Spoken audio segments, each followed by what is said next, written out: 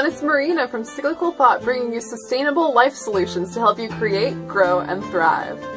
Today's video is going to be the third and last of my Come Plant With Me series, where I show you how I plan my garden in my bullet journal. In this episode, we'll address planting schedules and upkeep. Just so you know, I'm going to be linking to a lot of stuff down below, so if I reference anything, any charts or any books, all of the links will be in the description box below.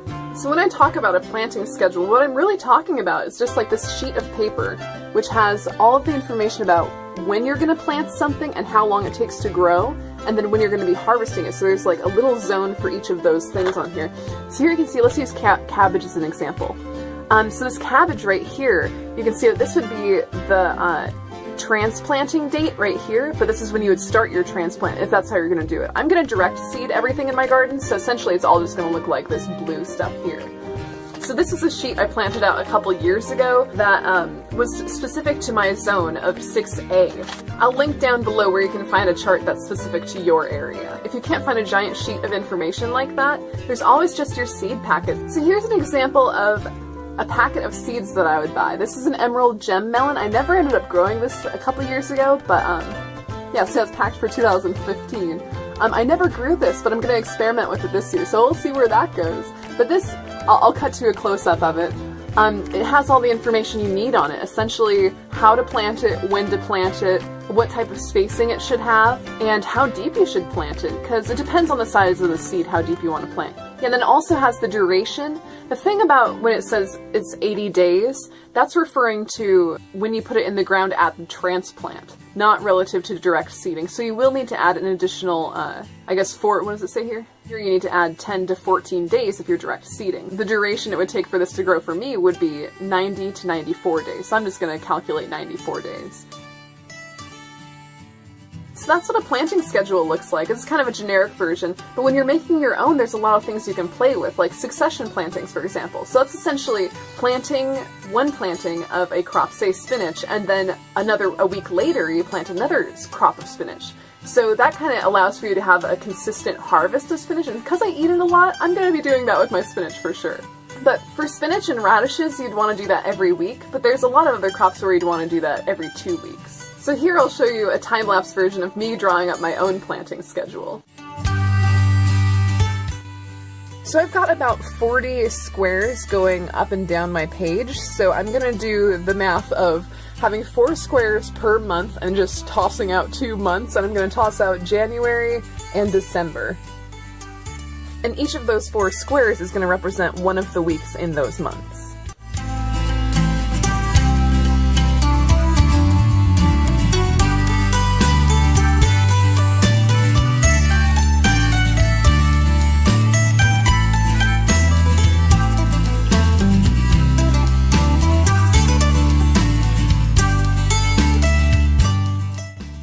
The solid lines going up and down are going to represent my frost dates. First of all, I'm using pencil for all of this because most of this stuff is likely to change depending on when the real frosts actually come.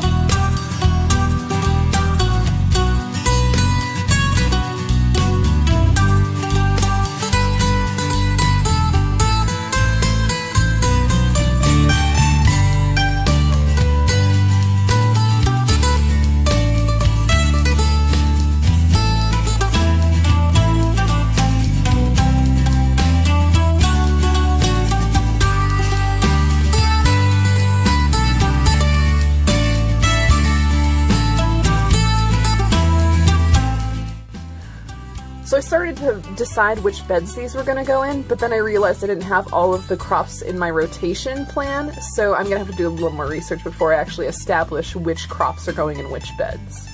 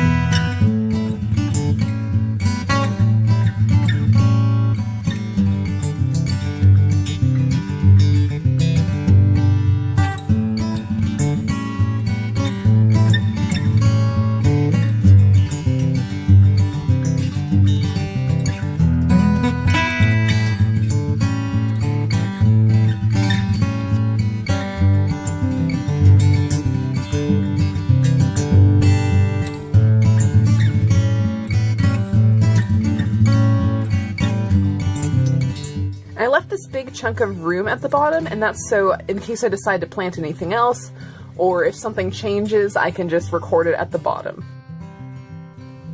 And you can see on these tomatoes and peppers, I did put a little bit of hash marking in the front. That's because my boyfriend's actually going to start those in seed cells for me.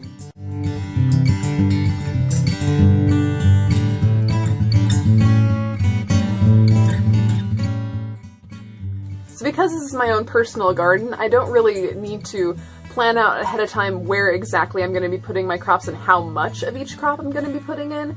That's going to be determined by the amount of seed I have in this situation, and that makes it a lot easier for me. I can just essentially record everything as I'm going. Altogether, I'm just getting ahead of myself right here. So there's still a lot of bed preparation I need to do. So I showed you this clip of my garden being completely snowed in, and I'm still not at the point where I can work the soil yet. I'm just really excited for spring. So when everything does thaw, I will end up broad forking everything and potentially tilling. I've got some rototillers that I might use, but I am going to have a kind of permanent bed system. So once I establish that this, this area is a bed and this is a walkway, I'm going to continue to use those footprints because I don't want to disturb the walkway. I want that to be kind of a safe haven. So if I ever do till, I'll be tilling the bed, and then, earthworms and other creatures can kind of live in the walkways, so I'm not completely disturbing the entire area. But as far as tilling is concerned this year, I'll have to diagnose that once my land actually thaws. I know I'm definitely going to be broad forking it. I'll put in a picture of a broad fork here. It's a really cool tool that essentially just breaks up the soil into larger chunks, so it's not destroying the soil structure, but it is allowing for kind of a little bit of a softer soil, and allows for roots to go down more by having it not be completely, like solid in a giant chunk. And also fertilization. So after I do my bed preparation, I'm either going to amend it with fertilizer, or I normally would, but this year, because it's the first year that this is going to be used, and it's been a cattle corral for a long time, I'm not really going to worry about fertilization, because I'm assuming there's a lot of fertilizer from the cows in there. It hasn't been used for cows in quite a few years, so it's been able to break down, but I do think there's a lot of residual fertility in the soil, so I'm not going to worry about fertilizing this year. And if I feel like I don't get high enough yields this year, I potentially will do a cover crop in the fall or in the spring of the following year.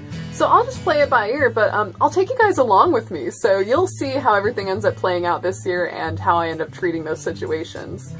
If you guys are interested in hearing more about any of these topics, please leave a comment down below, whether it be about bed preparation, broad forking, tilling, fertilization, direct seeding, transplanting, what types of seeds are my favorite, what types of varieties are my favorites, irrigation. There are so many factors in agricultural systems.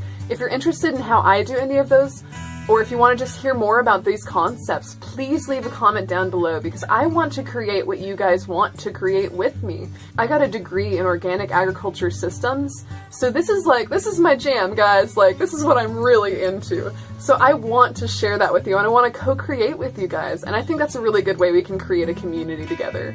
Thank you so much for watching, and if you guys like this video, hit the thumbs up. If you want to see more of these farming type videos, like I was saying, leave a comment down below of your suggestions, and I hope to see you next time. Bye!